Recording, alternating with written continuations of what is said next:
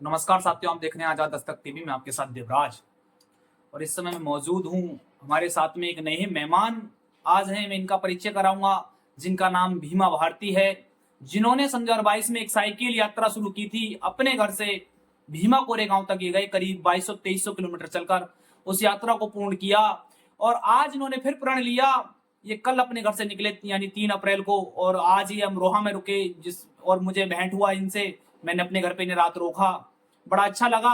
और इनकी जो ये साइकिल यात्रा शुरू हुई 3 अप्रैल से, और ये यात्रा महाबोधि बौद्ध विहार तक यहाँ से शुरू होकर महाबोधि बौद्ध विहार तक चलेगी। और साइकिल के माध्यम से ये इतना मेहनत करके वहां जा रहे हैं।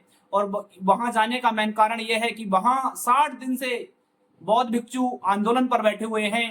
इनसे जानेंगे क्यों इनके मन में ये सवाल आया कि साइकिल यात्रा करनी चाहिए और बौद्ध गया पहुंचना चाहिए, कि क्या वजह है इसके पीछे। जी भीमा भाई, आपके मन में कैसे ये सवाल आया? सबसे पहले सभी साथियों को जय भीम, जय भारत, जय संविधान।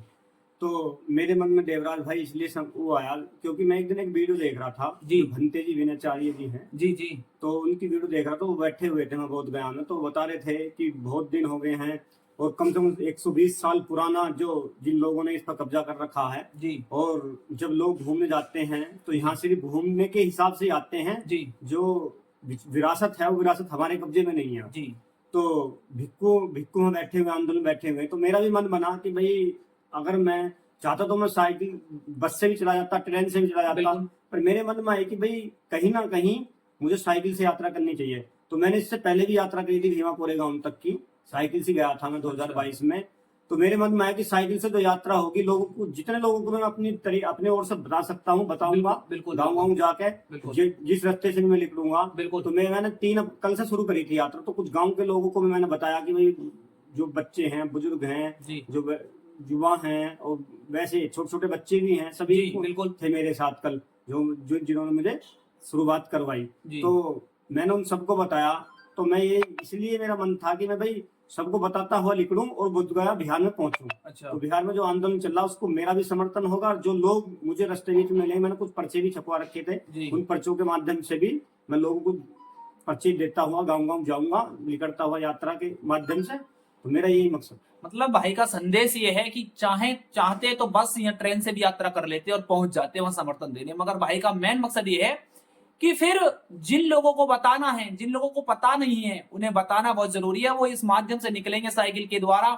जो भी लोग रास्ते में मिलेंगे, जहां भी ये रुकेंगे, तो वहां बताएंगे कि मैं जो जा रहा हूँ किस कारण जा रहा हूँ, क्या वजह है जाने की।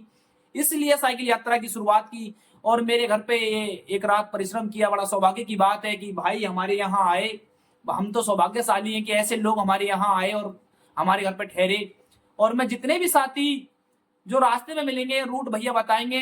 क्या रूट रहेगा भाई साहब, आपका रूट क्या रहेगा? मेरा रूट है, जैसे मैं रामपुर, अब यहाँ अमरोहा रुका हूँ, तो अगर मैं रामपुर पहुंचूंगा, रामपुर से मैं बरेली होता हुआ पहुंचूंगा, तो लखनऊ वाला रूट होगा मेरा। लखनऊ से बनारस को होता हुआ, बनारस से बोध गया बिहार पहुंचूंगा। अच्छा, मतलब सीधा ये अपने घर से चले अमरोहा, अमरोहा से सीधा रोड जा रहा है 24 NH 24 से होते हुए सीधे निकलेंगे लखनऊ, लखनऊ से बनारस, बनारस से बोध गया। तो जितने भी साथी रास्ते में जो भी पड़े और इस वीडियो को शेयर के माध्यम से जिन जिन लोगों को पता चले, भीमा भाई से मिलें और भीमा भाई की सपोर्ट करें, भीमा भाई को आर्थिक मदद करें, सहयोग करें जितना भी हो सकता है। क्योंकि जो व्यक्ति अपने घर से निकलता है, ये बहुत बड़ा त्याग होता है। फिर साइकिल के माध्यम से हर चीज की आवश्यकता होती है। संसाधन हमारे लोगों पर कम है, फिर भी हमारे लोग इतनी मेहनत करते हैं।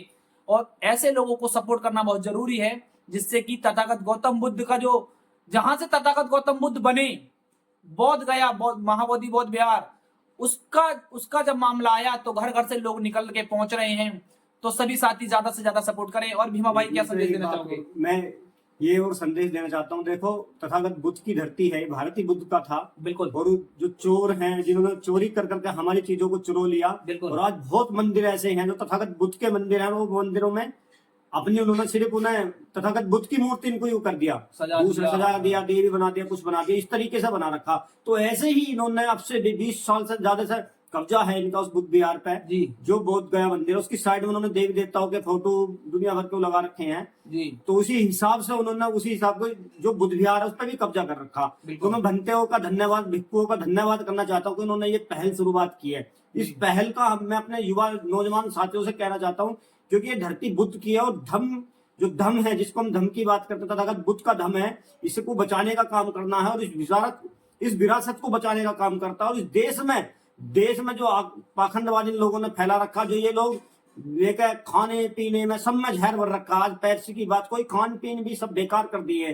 तो मेरा कहना ये है अपने नौजवान साथियों से कि अगर हम इस देश में फिर से बुद्ध की विरासत को ले आए और बुद्ध के धम को ले आए, तो मैं ईमानदार से कहना चाहता हूँ, जो अशोक सम्राट ने दुनिया में एक अलग भारत की पहचान बनाई थी, फिर से भारत की पहचान बन जाएगी। तो मेरा कहने का मतलब ये है कि अपने नौजवान साथियों से कि आप धम को और बाबा साहब की विचारधारा को अपनाने का काम करो, अम्बेडकरवादी बनो, और जब आप अम्बेडकरवादी बन जाओगे तो आप अपने आप तथागत बुद्ध की विचारधारा में आ जाओगे। पढ़े लिखे नौजवानों से मेरा कहने का मतलब कि पाखंड में जाने का मतलब अपने जीवन को खराब करना, इसलिए कि आप पाखंड को छोड़कर तथागत बुद्ध की विचारधारा में और बाबा साहब की विचारधारा में और भिक्खुओं का समर्थन करो, अच्छे भिक्खु बनाने का भी काम करें, क्योंकि जब तक हम अच्छे भिक्खु नहीं बनाएंगे, जब तक समाज का विकास नहीं हो सकता, जब तक इस देश को तथागत बुद्ध की धरती नहीं बना सकते हम। तो मेरा कहना यही है कि दुनिया जो है, ये दुनिया जानने की द्वारा से अगर आप लोगों ने धम को और तथागत बुद्ध की विचारधारा को जिंदा कर लिया, तो मैं भिक्खुओं का धन्यवाद करना चाहता हूं कि अगर उन्होंने इस बोधगया मंदिर को बचाने के लिए अपनी शुरुआत पहल करी है, तो मैं वादे से कहना चाहता हूं दुनिया में जितने भी बुद्ध विहार मंदिरों पर कब्जे करे हुए लोगों ने बैठे हैं, सबके कब्जे हटाने का काम होगा अगर आपने बुद्ध विहार बचा लिया। तो मेरा सभी नौजवान साथियों से कि आप ये नहीं है कि सभी साइकिल यात्रा करेंगे, नहीं, जो लोग जा सकते हैं वो जाएं, जो लोग गांवों में जाकर बताएं, अपने अपने लोगों को बताएं, अपने रिश्तेदारों को बताएं, अपने अड़ोस पड़ोस को बताएं कि बुद्ध विहार क्या है और वहां क्या हुआ था, तथागत बुद्ध को ज्ञान प्राप्त कहां से हुआ था, ये लोग तो सब जानते हैं, जो लोग तथागत बुद्ध की विचारधारा को मानते हैं। तो मेरा कहना यह है कि गांव गांव जाकर लोगों को बताने का काम करें।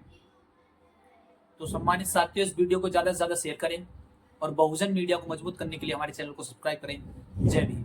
और भाई के जो चैनल है उसे सब्सक्राइब करने का काम करें और इनका भाई का भी सहयोग करें। हमारे देवराज भाई हैं, बहुत ही मजबूत साथी हैं मेरे। मैं जब भाई से रात मिला तो बड़ा मेरा दिल खुश हुआ कि ऐसे नौजवान मेरे देवराज जैसे भाई अगर आज चैनल के माध्यम से लोगों को पहुंचाने का काम कर रहे हैं, मैं नू कह रहा हूँ, वादा कर रहा हूँ कि अगर भाई का सहयोग करा आपने तो पूरे भारत में भाई का भी एक चैनल के माध्यम से भाई भी बहुत अच्छा काम कर रहे हैं समाज के लिए। ये नहीं है कि भाई यहीं तक ही काम कर रहे हैं सिर्फ देवराज भाई भी दिल्ली से लेकर राजनीतिक काम भी कर रहे हैं, भाई समाज के विचारों को पहुंचाने का काम कर रहे हैं घर घर।